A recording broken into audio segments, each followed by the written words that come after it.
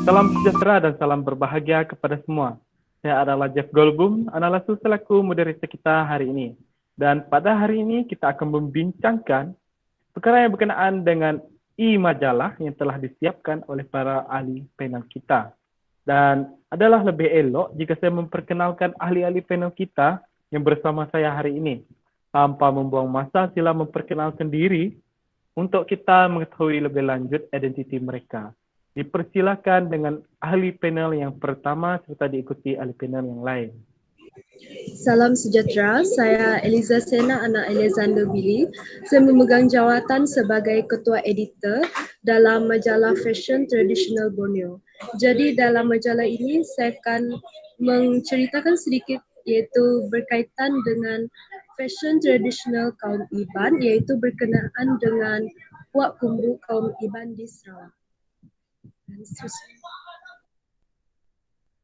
Hai, salam sejahtera. Saya Memar Senamen, memegang jawatan sebagai penulis dalam majalah Fashion Traditional Borneo. Dalam bahagian majalah ini, saya akan mengemukakan sedikit maklumat yang berkaitan dengan kostum tradisional kaum Bidayuh dan aksesorisnya untuk kaum Bidayuh di Sarawak. Selamat petang dan salam sejahtera. Saya adalah Skinnyvan Anagundi dan memegang jawatan sebagai pengarah dalam majalah Fiction Traditional Borneo ini dan saya adalah merupakan penghasil bagi bahagian latar belakang suku kaum Lundaye. Sekian saja dari saya. Selamat petang semuanya, saya Sidra John. Saya memegang jawatan sebagai ketua grafik dalam majalah Fashion Pakaian Traditional Borneo. Saya mengambil bahagian aksesori yang digunakan dalam pakaian tradisional suku kaum Lundaye.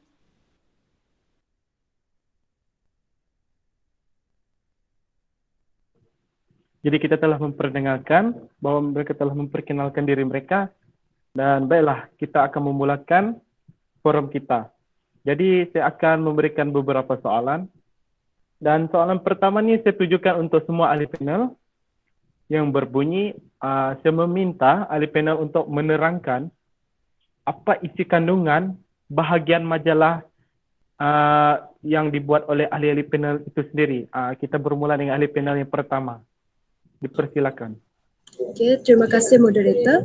Jadi dalam bahagian saya sendiri, saya akan menerangkan serba sedikit tentang latar belakang serta bahan yang digunakan untuk menghasilkan puak kumbu tersebut. Jadi kalau kita dengar saja puak kumbu, sudah tentu apa yang terlintas dalam fikiran kita ialah ia merupakan satu warisan kebudayaan yang dimiliki oleh kaum Iban di Sarawak sendiri. Jadi sebagai pengetahuan, puak kumbu ini adalah digunakan dalam satu upacara tertentu sahaja kerana ia dikatakan memiliki suatu kuasa mistik dan menurut kepercayaan kaum Iban sendiri, mereka percaya bahawa cerita ataupun legenda Kumang dan Keling adalah yang satu legenda yang membawa kepada kewujudan puak kumbu ini. Jadi untuk bahan ataupun peralatan yang digunakan untuk menenun puak kumbu ini adalah agak terhad, iaitu antaranya benang kapas, belenting, lidi, papan loseng dan sikat jentera. Jadi untuk menghasilkan puak kumbu ini yang mengambil masa yang sangat lama. Sekian bahagian saya.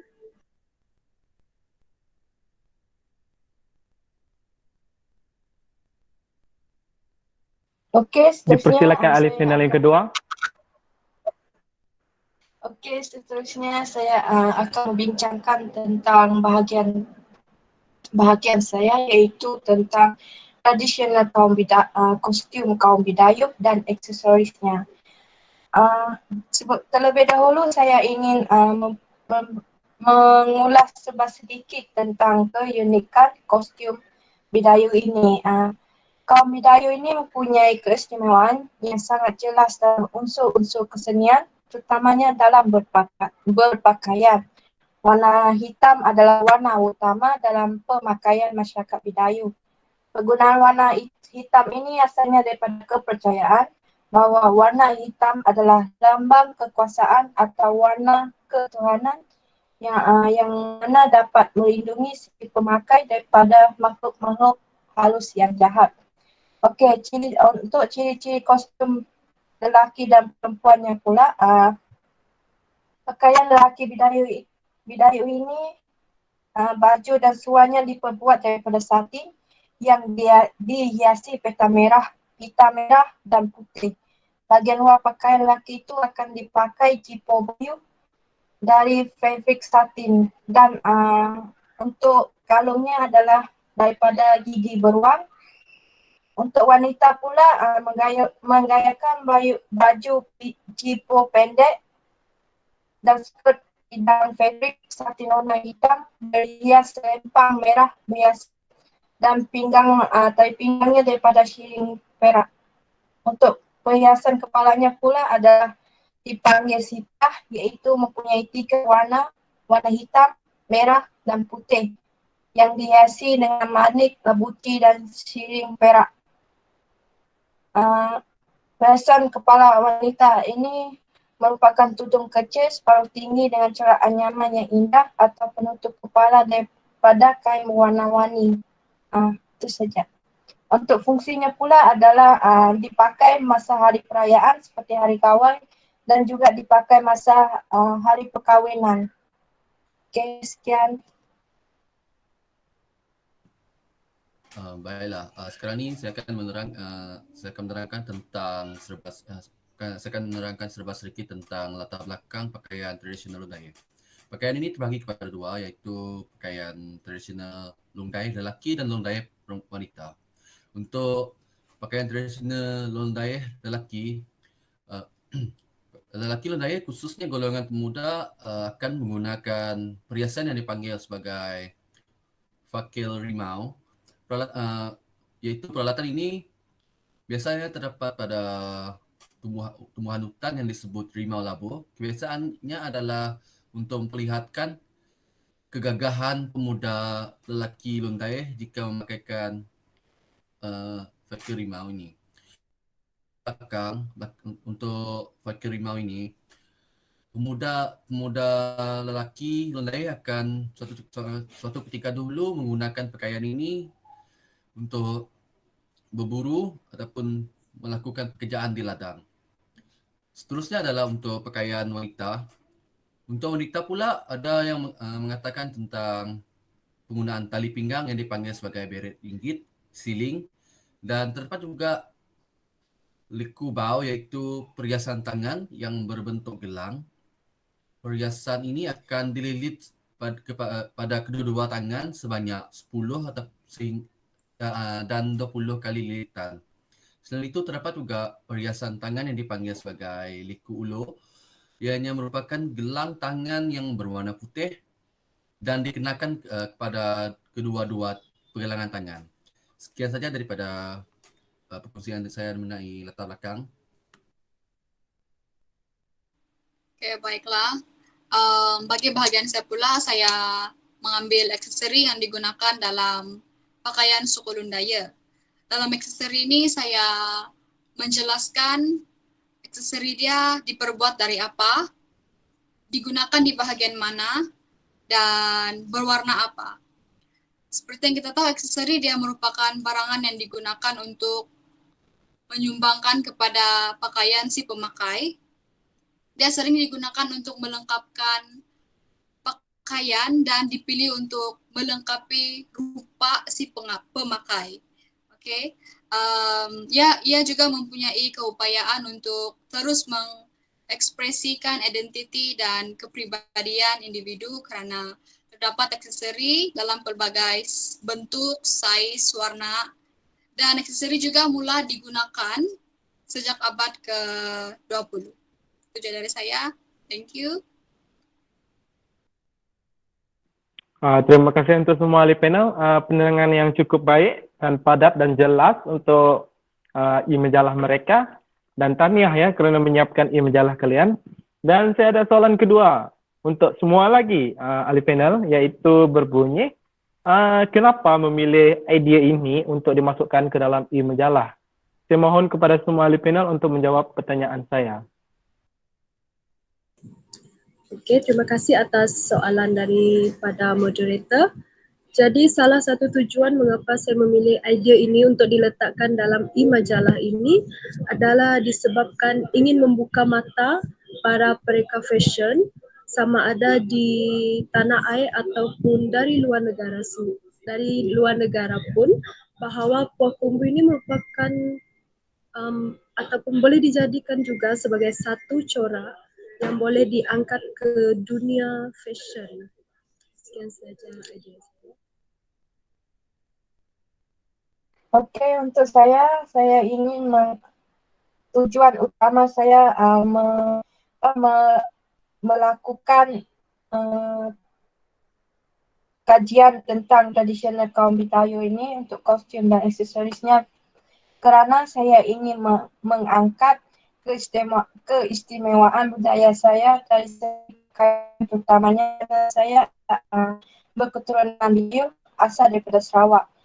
Oleh itu, buat pengetahuan anda semua, kostum Bitayu ini mempunyai keunikan yang tersendiri yang terdiri daripada motif yang terdapat pada kostum, aksesoris, warna serta fungsi pemakaian pakaian tersebut. Okay, itu saja daripada saya.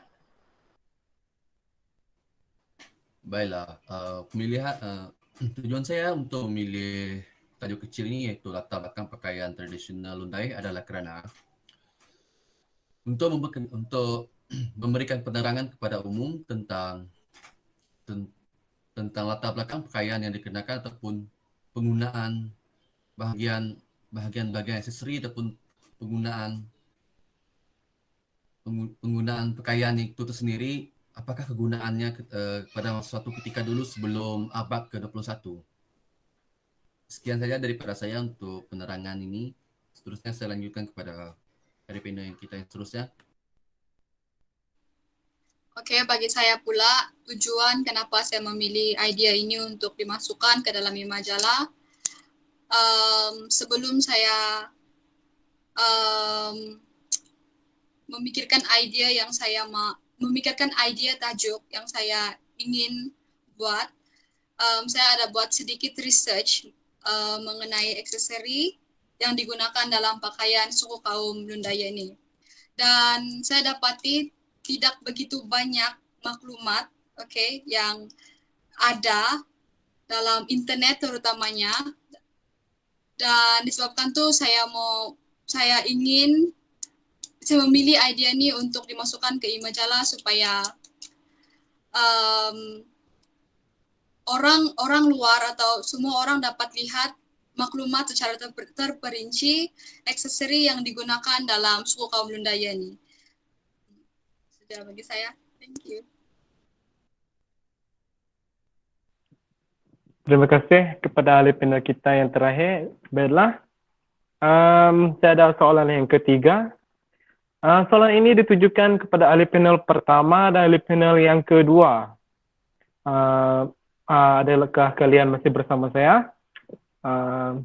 Soalannya adalah, bolehkah terangkan apa yang unik jika dunia fashion mengaplikasi corak yang ada dalam pakaian tradisional ini?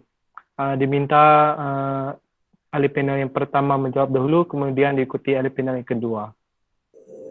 Baiklah, apa yang uniknya?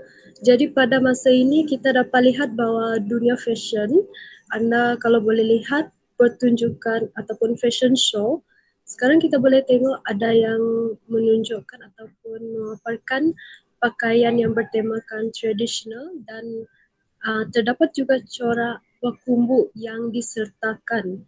Jadi dengan cara ini tidak dinafikan bahawa ia sekaligus dapat mengangkat martabat Pakumbu dan dapat dikenali orang ramai maupun dari negara kita sendiri ataupun dari luar negara. Jadi dengan ini orang ramai akan dapat tahu betapa uniknya Pakumbu itu dijadikan sebagai satu corak dalam dunia fashion tertentu. Sekian dari saya.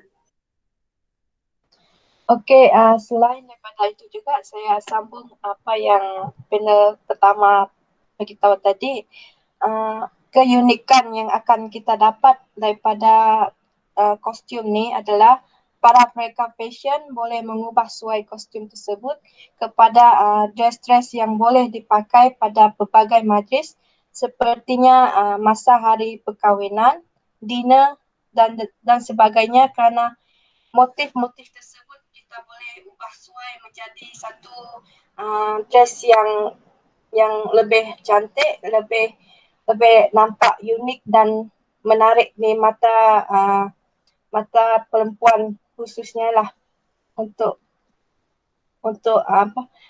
memakai fashion yang terkini. Sekian tu daripada saya. Baiklah, untuk soalan seterusnya saya setujui untuk ahli panel kita yang ketiga dan keempat, iaitu adakah adakah melalui majalah ini kita ni dapat memperkenalkan suku kaum Lundayeh kepada masyarakat di Malaysia serta masyarakat di luar sana? Sila jawab ahli panel yang ketiga, kemudian diikuti ahli panel yang keempat. Okey. Untuk menjawab soalan daripada moderator kita, melalui majalah ini kita dapat memperkenalkan kepada umum, terutamanya kepada seluruh Malaysia, kerana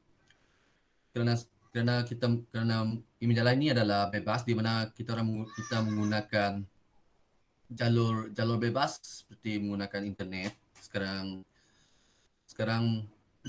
masyarakat dapat mencari ataupun mencari maklumat dengan lebih mendalam dengan menggunakan internet, dan mereka akan dapat mengetahui tentang masyarakat Lundayeh ini sendiri. Dan begitu juga bukan sahaja dalam Malaysia, malah di luar negara juga dapat melihat tentang keistimewaan ataupun latar belakang dan serta asal usul pakaian tradisional Lundayeh ini. Sekian daripada saya. Oke, baiklah, bagi saya pula, iya, melalui majalah ini ia dapat memperkenalkan suku Lundayeh ini kepada masyarakat di Malaysia serta luar negara. Sebab seperti yang panel 3 katakan, di majalah ini dia bebas, okay? Semua orang boleh tengok, dan melalui majalah ini juga yang dihasilkan ni orang dapat tahu perbezaan suku Lundayeh dan Lun Bawang. Okay? Sebab mostly orang di luar sana bingung tentang bingung pasal Lundayeh sama Lun Bawang. Actually Lundayeh sama Lun Bawang dia sama, okay? Dia punya bahasa sama, tetapi bahagian pakaian kita dapat lihat pakaian perempuan terdapat perbezaan di sana. Kalau suku kaum Lundayeh, pakaian perempuan dia berwarna putih. Dalam majalah yang dihasilkan ini, kita hanya menggunakan gambar wanita yang berbaju putih, sebab itu merupakan lambang pakaian tradisional suku kaum Lundayeh bagi perempuan. Bagi Lun Bawang pula, dia berwarna hitam. Dan bagi saya melalui majalah ini dia dapat memperkenalkan suku kaum Lundayeh, dan orang di luar sana pun tidak keliru lah melalui suku Lundayeh dan Lun Bawang ini. Oke, itu saja dari saya. Thank you. Terima kasih kepada semua ahli panel. Saya ada soalan yang kelima dan saya meminta untuk semua ahli panel menjawabnya. Apakah harapan yang diletakkan pada majalah ini? Okey, baiklah. Jadi harapan saya dengan adanya majalah sebegini iaitu dengan memperkenalkan pelbagai fashion tradisional Borneo, terutamanya daripada pelbagai suku kaum di Malaysia ataupun di contoh seperti majalah kita ini tadi adalah dari Sabah dan Sarawak. Jadi dengan ini diharapkan agar ia dapat memberi manfaat maupun inspirasi kepada pembaca dan berharap agar generasi muda pada masa ini dapat ataupun sentiasa menghargai dan mengekalkan warisan yang menjadi warisan turun-temurun nenek moyang kita. Sekian. Okey, bagi saya harapan saya adalah semoga masyarakat di luar sana boleh mengetahui tentang keunikan kostum Bidayuh ini dengan lebih mendalam, dan saya juga berharap dapat membantu mempromosikan budaya kami di mata dunia supaya banyak lagi orang yang boleh mengetahui tentang keunikan budaya kami ini dari segi pakaian, dari segi makanan dan sebagainya lah. Okey, itu saja daripada saya. Untuk menjawab soalan daripada moderator tadi, untuk soalan tersebut saya akan menjawab dengan mengatakan bahawa harapan saya pada majalah ini adalah dapat menyebar dengan lebih meluas, bukan sahaja di dalam Malaysia, malah di luar negara, kerana untuk memperkenalkan kepada dunia tentang pakaian-pakaian tradisional yang berada di Malaysia, terutamanya yang berada di Borneo, kerana di Borneo mempunyai banyak keunikan pakaian-pakaian tradisional di sini. Dan begitu juga secara tidak langsung akan dapat menarik perhatian pelancong daripada luar untuk melihat tentang keunikan negara kita. Sekian daripada saya akan menyerahkan kepada panel yang seterusnya. Oke, bagi harapan saya pula, semoga masyarakat di luar sana mendapat maklumat lebih terperinci melalui membaca majalah yang dihasilkan ini tentang pakaian tradisional yang terdapat di Sarawak dan di Sabah. Oke, dan semua ya bermanfaat untuk kita semua. Baiklah, izinkan saya untuk menambah di sini. Jadi majalah ni adalah pasal fashion tradisional Borneo kan. Jadi apa yang terkandung dalam majalah ni adalah mewakili pakaian tradisional yang ada di Kepulauan Borneo. Jadi syabas diucapkan kepada ahli panel kita kerana menyiapkan majalah mereka dan semoga sukses di luar sana. Sekian sahaja forum kita hari ini. Maaf dipinta jika ada silap kata dan terlanjur kata kepada semua, dan salam sejahtera sekali lagi, dan sekian terima kasih untuk forum kita pada hari ini.